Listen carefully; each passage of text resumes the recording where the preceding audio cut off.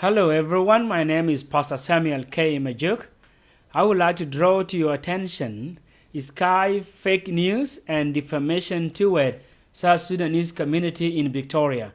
I will point out some of their lies in this video. At least one of the new virus hotspots, with 14 new infections so far, was triggered by an end of Ramadan feast in Coburg for South Sudanese migrants from Melbourne's northern and southeastern suburbs. Now obviously, all these new patients have to be treated, all their contacts traced, and everyone who's potentially infected has to go into quarantine. That at least is all pretty straightforward. It is a community defamation because none of South Sudanese currently is affected by the COVID-19 or contracted COVID-19 in Victoria.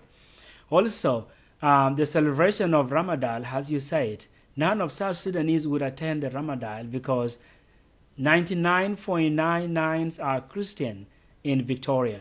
So what brings Sudanese name to your news today? What are the excuses that have been made to explain away how members of this community breached social distancing rules in the first place? According to community leaders, Melbourne's South Sudanese weren't really aware of the rules.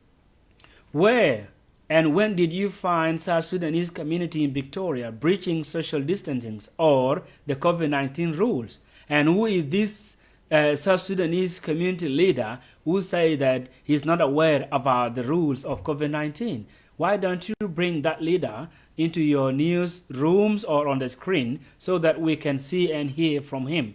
I believe most of Sudanese leaders know how to speak and write English. Not just in the media, but out in the streets, because this is what they say: although community health messages were printed in the language of Dinka, many Sudanese migrants can speak Dinka, but they can't actually read it. I can see here there's no connection between the Dinka who speak or the Dinka who don't know how to speak or write Dinka. There's no connection here because I believe any family member who don't know how to speak or write, there has to be someone there who will help to interpret or tell him what is written in the paper or in the flyer. Sub-community leaders also do the outreach and they tell all the members of their community about the rules of COVID-19, about social distancing, of how we can protect ourselves from COVID-19. Now the reason they can't read it is that many of them, especially the women, were banned from attending school in their former homeland. Now here's where it gets interesting. Rather than say this just underscores why new migrants must urgently learn English when they arrive in Australia so that they can quickly become part of our mainstream society, the South Sudanese community leaders instead argue that we should be, their word, empowering them, by this they mean fund them, to spend more time delivering these virus health messages via the spoken word of Dinka, rather than just Dinka language written in brochures and ads in the paper.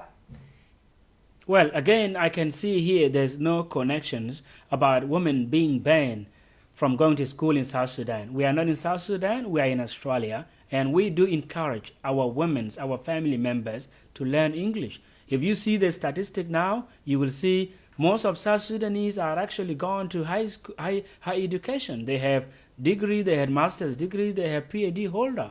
And they actually contribute to the development and welfare of this nation. How bad it is in Victoria, if that means, in the words of an official spokesman, outreach teams, door knocking of homes and phone calls, all delivered in a range of foreign languages, well, it's not my preferred option, but it's better than anything else considering where we are now. Likewise too, $5,000 that the Victorian government reportedly gave to local mosques in Melbourne to have digital services in order to ensure the faithful stayed away from Friday Islamic prayers. We do have our digital services. We stream our services live or pre-record the services, and we have never asked for funding for our churches. I'm a church minister, and since the outbreak of COVID-19, I do stream my church services for my community to benefit from my services. Why don't you mention that local community mosque that actually got the $5,000 why don't you mention that The other sub-community religions if seem you to are be not shutting racist down the or services, but victimized in a clearly certain this was the community? problem. Now, all of that's good and well, but when are we going to wake up to the fact that encouraging people to live here as South Sudanese speaking Dinka rather than as Australians speaking English is not good for us, it's not good for cohesion, and it's certainly not good for recently arrived migrants. It is not good for you or cohesions or whatever people you call, but it is good for us, for our children to speak in our language, to speak in Dinka. So we will continue to encourage them to learn their mother tongue as well as English. Like Asians, like Chinese speak Chinese, and they also go to English classes and attend English. Germany, they speak German language. Italian, they speak Italy language. So we will not stop our Sudanese community learning Most of the Dinka South language. Sudanese-born people in Victoria have come in the past 2 decades. According to 2016 census data, 32% are officially unemployed and 70% earn less than $800 a week. Now, it's hardly surprising, is it, when even the official data shows that 15% speak virtually no English. Your 2016 data is also wrong. In simple mathematics, if you add 32% to 70%, will be like 102%. So I don't know what you are talking about here. Also, I do not see the connections of maybe people who earn less than $800 and those who earn a lot of money for a week. That one has nothing to do with Services have to be COVID-19. delivered to people as they are, rather than as we want them to be. So if the plethora of small grants to organisations running Dinka language programs are actually helping people to become literate and fluent in English, well, arguably, that could be part of the solution. But if, as I suspect, many of them are sops to community leaders with a vested interest in keeping people in cultural enclaves and keeping them from learning English in the first place, then that's a real problem. Also, I see like you have your hidden agenda. Why? Because as a news anchor, you are there to present news to the people, but you are not there to contribute or to add your opinions. So I think you have your own interests as well as a community leaders that you just mentioned. If community leaders have their own interests as well as you yourself, it is the roles of the government and the role of sub-community to identify those leaders who have interests. According to one of these South Sudanese community leaders, their culture means that people have to descend en masse to someone's home in times of trouble or bereavement, such as recently when a young man was stabbed to death in a gang attack. But recently, the government allowed 5 to 10 people to go home. So the number of people who visit that place were not more than 20 people. As well as in our churches now, we are only allowed to welcome at least less than 10 people to do recording in the church, so we would be able to stream our church services.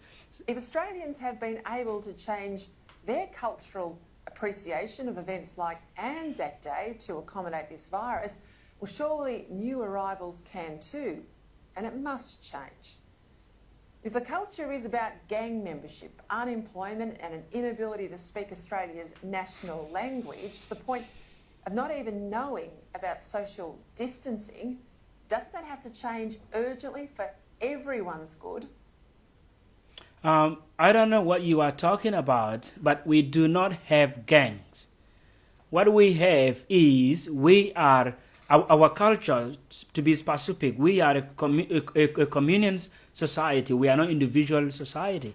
So it is because of COVID-19, that's why we stay away from each other right now. But after, maybe later on after COVID-19, people will begin to visit each other. Rolling over yet again when it comes to defending our language and our values, just because too many of us too scared to speak up for what's really important.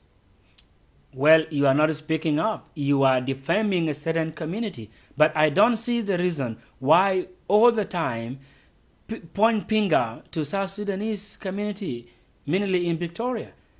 I don't see, because the South Sudanese in Victoria, in terms of the populations, they are 0.01%. So I don't see the reason. Every time the media wanted to point finger at South Sudanese in Victoria. If it is politically motivated, and then go and solve your political issues and leave South Sudanese out of your questions. Thank you so much. Thank you.